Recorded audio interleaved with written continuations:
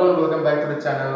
तो प्रीवियसली का वीडियो में मैंने एक मॉक टेस्ट वहाँ पे अपलोड किया था कमेंट सेक्शन पे, आप जाके उसको अटेम्प्ट कीजिए और इस वीडियो का कमेंट सेक्शन में भी आपको मिल जाएगा। तो उसमें उसका जो वीडियो सोल्यूशन है यहाँ पे हम लोग उसको कुछ कुछ पार्ट्स में हम लोग उसको डिवाइड करके आज से हम लोग प्रोवाइड करना शुरू कर देंगे।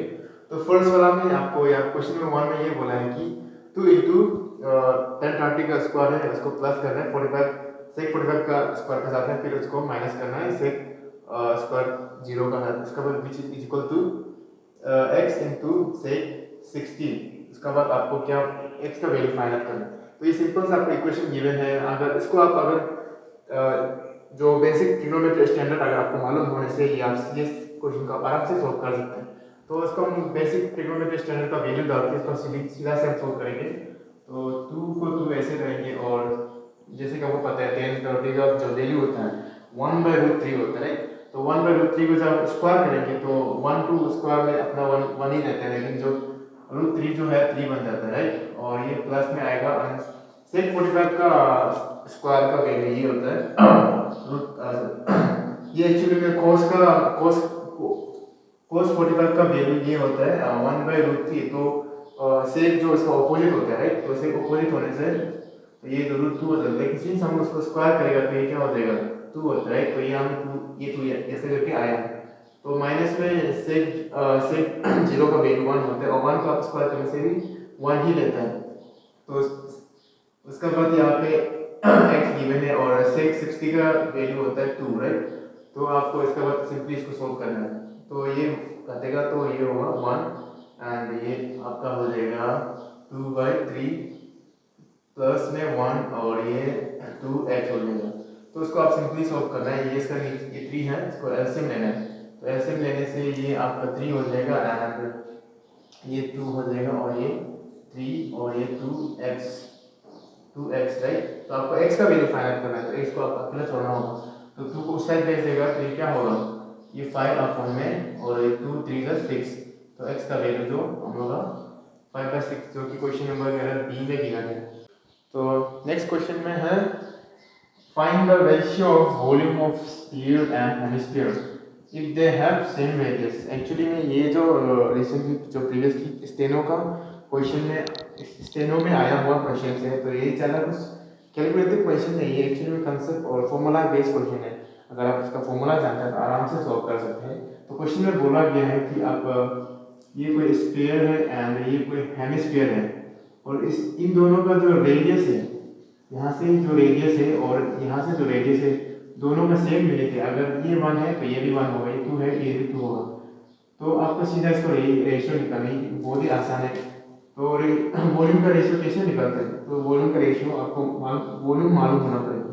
तो इसका वॉल्यूम का फॉर्मूला होता है volume of sphere is equal to 4/3 πr³ और इसका स्फीयर इस हेमिस्फीयर का वॉल्यूम होता है 2/3 πr³। तो आपको सीधा काटना है, ये दोनों सेम है तो ये काट देगा और ये 3 काट देगा। एक्चुअल में यहाँ पे 2 1 2 2 तो ये जो रेशियो दोनों का स्फीयर और हेमिस्फीयर का वॉल्यूम का रेशियो आपका 2:1 बनेगा, जो कि ऑप्शन नंबर डी से होगा, डी फॉर डाबू कामा, जो कि हमारा सही आंसर है। तो next question number 3, if a second hand Scorpio cost ₹480,000 to Mr. Chajubai, he sold it to Mr. Tama at a profit of 25%, what was the selling price?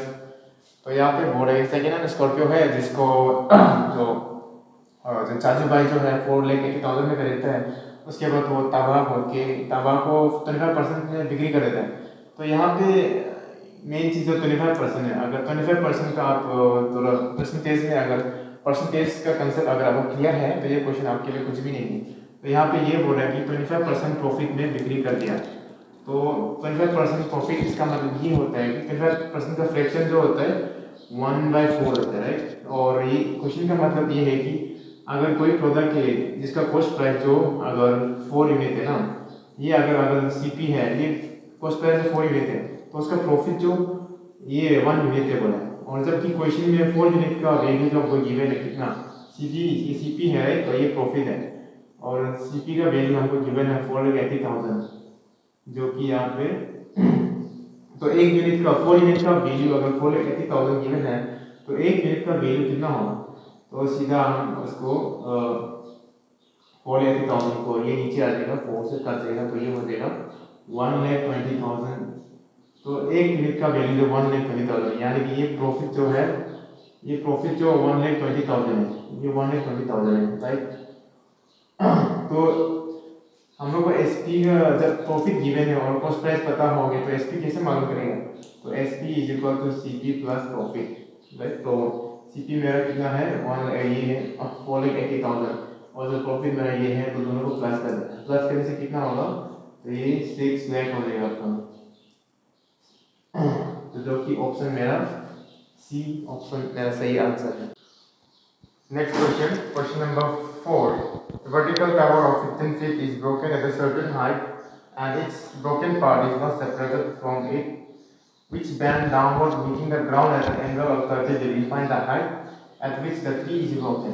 और ये क्वेश्चन एक्चुअली ट्रिग्नोमेट्री का height and distance concept से related है और trigonometry का height and distance से बहुत ज़्यादा सवाल आते हैं केसेस भी में खासकर, तो हर एग्जाम में आप देखने को मिलता है ये सवाल, लेकिन इस टाइप का थोड़ा सा नहीं मिलता है, लेकिन बहुत सिंपल फॉर्म में रहते हैं। लेकिन यहाँ पे मैंने थोड़ा सा लेवल को थोड़ा सा बढ़ा के आपको दिया है, जो कि थोड़ा आने वाले समय में जैसे कि हम लोग को पता है जो स्टैंडर्ड है वो धीरे धीरे वो हो रहा है, डिफिकल्टी लेवल जो वो आता हो रहा है, इसमें हम लोग इस टाइप का क्वेश्चन में देखने को मिलने चांसेस है।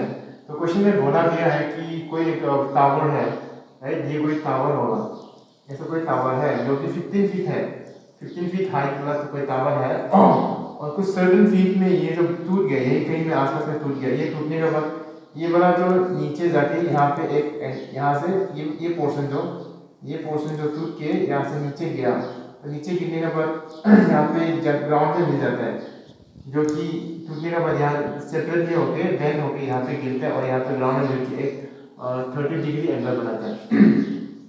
तो जब अगर आपने अगर हाइट एंड डिस्टेंस पढ़ा होगा तो जब भी ये ट्रायंगल जब भी हम लोग का ये जो 30 डिग्री एंगल बनता है तो ये परपेंडिकुलर साइड जो 1 होता है और ये बेस साइड जो √3 होता है राइट।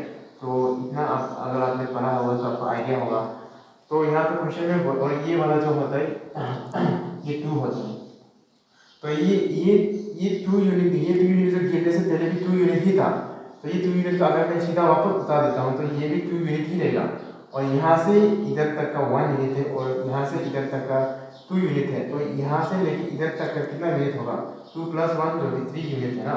और 3 यूनिट का वैल्यू जो हमको यहाँ पे 15 फीट जो क्वेश्चन में गिवन है, उसके बाद एक यूनिट का वैल्यू क्या होगा, एक यूनिट का वैल्यू निकालने के लिए हम सीधा जीसीएस को नीचे आ जाएगा तो मल्टीप्लाई सॉरी डिवाइड करके कर देगा, एक यूनिट का वैल्यू जो 5 फीट हो जाएगा, जो कि यानी कि यहाँ से इधर ये हाइट में 3 जो ब्रोकन है और ये जहाँ पे ब्रोकन है उधर का हाइट जो मेरा 5 फीट, जो कि क्वेश्चन में हम ऑप्शन में जो कि गिवन है ऑप्शन बी इसका राइट आंसर है। तो क्वेश्चन नंबर 5 में ये बोला गया है आपको इक्वेशन निकालने के लिए बोला है जिसका स्लोप गिवन है 5 और ये जो एक लाइन से पास होके जाता है, सॉरी एक पॉइंट से पास होके जाता है, पॉइंट गिवन है आपको 2,7 ये आपको पॉइंट है। तो अगर आपने क्वाड्रेटिक इक्वेशन पढ़ा होगा तो वहाँ पे एक कंसेप्ट होता है, आपको इक्वेशन निकालना आना चाहिए विद द हेल्प ऑफ कैसे स्लोप और पॉइंट का थ्रू से कैसे इक्वेशन निकालता है, उसका एक फॉर्मूला होता है। अगर आप स्लोप और पॉइंट का थ्रू से इक्वेशन को फाइंड आउट करना है तो उसका फॉर्मूला ये होता है y - y1 = m × x - x1। तो यहाँ पे ये m जो होता है ये हम लोग का स्लोप होता है, तो ये स्लोप होता है जो कि क्वेश्चन में गिवन है और y1 और x1 भी गिवन है, ये y1 ये x1 है ये y1 है, तो ये दोनों भी गिवन है। तो सिंपल आपको एक वैल्यू पुट कर देना है y जो भी आपको फाइंड आउट करना है और y1 का वैल्यू है 7 एंड m का वैल्यू है वो कि 5 है, उसके बाद x ऐसे का वैसे रहेगा और x1 का वैल्यू है 2, तो आपको उसको सॉल्व कर देना है। तो ये हो जाएगा मेरा y - 7 एंड 5x - 10, तो आप उसको उधर उधर करके सॉल्व करना है। तो ये हो जाएगा मेरा 5x - y और ये उस तरफ जाएगा तो प्लस होगा एंड -10 + 7 = -3 = 0 और ये हम पे इक्वेशन बन के आ गया। तो option number A for opposition जो हमारा सही आंसर होगा। तो क्वेश्चन नंबर 6 में बोला गया है a plus b plus c plus a can complete the work in 12 within 20 days. How much time they together can complete the work? तो कोई काम है और उसको a plus b जो 12 दिन में कंप्लीट करता है, b plus c जो 15 दिन में कंप्लीट करता है, c plus a जो 20 डेज में कंप्लीट करता है। तो क्वेश्चन का अनुसार ये a plus b है, तो ये जो काम वो करने में 12 डेज लगता है और बी प्लस सी जो कितना में 15 डेज लगते हैं और सी प्लस ए जो 20 डेज लगते हैं। तो टोटल वर्क जो कितना होगा, पहले इसको हमको टोटल वर्क को पहले फाइंड आउट करना है। टोटल वर्क जो है इन तीनों का एलसीएम लेना है। इन तीनों का एलसीएम जो होता है मेरा 60 होता है। आई होप कि आपको एलसीएम निकालने आता हो। तो ये 60 होता है, तो एफिशिएंसी कितना होगा? एफिशिएंसी जो होगा यहाँ पे 12 5 जो 60 होता है, 15 4 जो 60 होता है, 23 जो 60 होता है। तो ये तीनों का एफिशिएंसी आ गया। a प्लस बी का एफिशिएंसी ये है एंड b प्लस सी का एफिशिएंसी ये है, c प्लस a का एफिशिएंसी ये है। तो इन तीनों का जब a प्लस बी क्वेश्चन में बोला कि a plus b plus c जो कितना दिन में ये काम को कंप्लीट करेगा, इसका मतलब इसका एफिशिएंसी पहले हमको फाइनल करना पड़ेगा। तो इसका एफिशिएंसी कैसे फाइनल करेगा बोलने से यहाँ पे तो सब a प्लस बी जो है कितना 5 है एंड जो b प्लस c का वैल्यू जो है वो एफिशिएंसी है 4 और c प्लस a का एफिशिएंसी है c प्लस a का एफिशिएंसी है 3। इसको हमको सम करना है। सम करने से आप देख पा रहे होंगे कि ये a भी 2 बार आया, सॉरी b भी 2 बार आया, c भी 2 बार आया और a भी 2 बार आया, यानी कि 2 इसमें से कॉमन है। तो हम 2 इसमें से कॉमन ले सकते हैं। 2 कॉमन लेने के बाद a plus b plus c करने के बाद इस सबको प्लस करना है। तो ये प्लस करने से 9 प्लस 3 कितना होगा 12, 9 प्लस 3 12। तो यहाँ से कट जाएगा 6, यानी कि a प्लस बी का एफिशिएंसी जो 6 है। तो ये a प्लस बी का एफिशिएंसी 6 आप निकाल गया। तो a प्लस बी जो ये 60 यूनिट ऑफ वर्क को कितना दिन में कंप्लीट करेगा? तो एक दिन में अगर 6 यूनिट काम कर सकता है तो 60 वर्क को कितना दिन में कंप्लीट करेगा बोले से 10 डेज में आपका आराम से कंप्लीट हो जाएगा काम लो, अगर ये तीनों मिलकर काम करने से। तो हमारा ऑप्शन नंबर डी जो सही आंसर होगा। तो नेक्स्ट क्वेश्चन नंबर 7। क्वेश्चन में बोला गया है कि 35% of 120 plus 40% of 380 is equal to, इसको हम क्वेश्चन मार्क ऑफ 637। तो वही क्वेश्चन मार्क का वैल्यू फाइंड करना है। इसको हम x मान सकते हो आप। तो जिसको अगर इसका 35% का ये इसका फ्रैक्शन होता है 1/4। अगर इसको इस तरीके से सॉल्व करना नहीं चाह रहे तो आप लॉन्ग प्रोसेस से सॉल्व कर सकते हो ऐसा करके 25/100% ऐसा करके। लेकिन मैं वो नहीं करूँगा, मैं सीधा फ्रैक्शन जानता हूँ तो मैं फ्रैक्शन से कर देता हूँ। और ये इसको है 120 प्लस इसका भी फ्रैक्शन ये होगा 2/5 ऑफ ज़्यादा करना 25% 1/4 इंटू 120 प्लस इसका फ्रैक्शन होता है 40% का फ्रैक्शन होता है 2/5 होता है इंटू इसको वैसे ही लिखो। उसके बाद क्वेश्चन मार्क को हमने x माना था, x इंटू 637। तो यहाँ से आप काटेगा तो ये 30 होगा और यहाँ से आप ये काटेगा तो ये होगा 76 और 76 को 2 से मल्टीप्लाई करने से ये 12 और ये होगा 14 152 प्लस 30 और ये दोनों प्लस करने से 182 इज इक्वल टू 637x।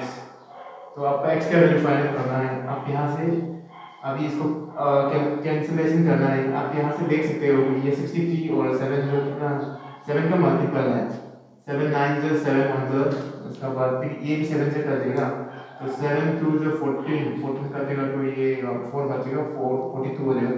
7 6 जो 42 और अभी ये आपके पढ़ेगा कि 13 का मल्टीपल है 13 2 जो और ये 13 7 जो 91 होता है।